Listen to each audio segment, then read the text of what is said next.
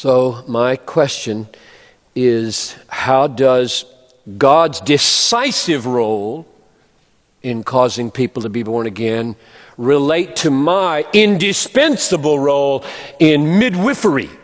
You know that word? I didn't know that word. That's what midwives do, and midwives assist births. And what can we do at the birth or to help the birth happen? Is there anything that a human can do to make a divine miracle come to pass? What should we be doing to help unbelievers be born again? Simple. Everybody got that sentence? What should we be doing to help unbelievers be born again? And the biblical answer is just crystal clear.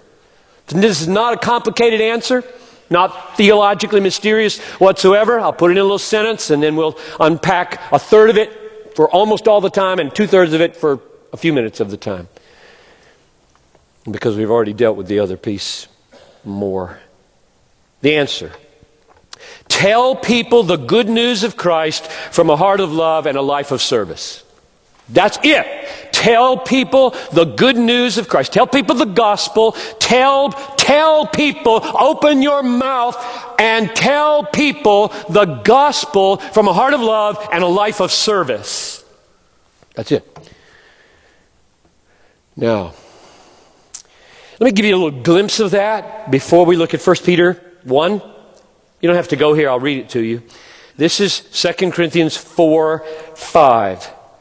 What we proclaim is not ourselves, but Christ Jesus as Lord, with ourselves as your servants.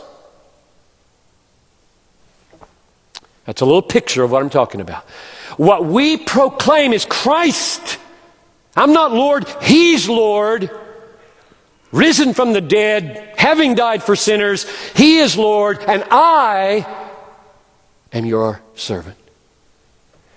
Now, implications, just briefly, of that sentence. Arrogant, self-exalting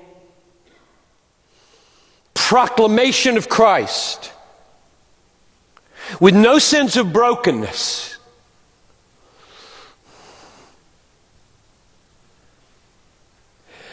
contradicts the gospel. In other words, I'm saying that from a heart of love and from a life of service is the only way your heart and your life won't contradict what you're saying. Why deliver a message if 2/3 of the message is contradicting the 1/3? You don't want to do that.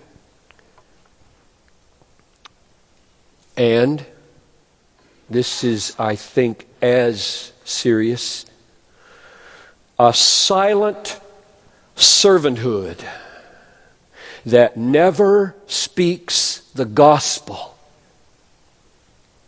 contradicts love. There's a lot of that in the world today. Silent serving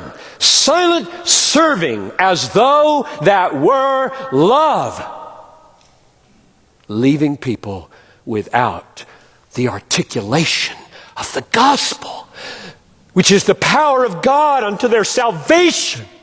It's not love. It looks loving. The world certainly wants us to do it that way. But that's not the biblical way. It's not God's way. It's not Christ's way. We have mouths, and the mouths are to be filled with truth. It is the truth that sets people free. It isn't being treated nicely alone. Nobody gets saved by being treated nicely.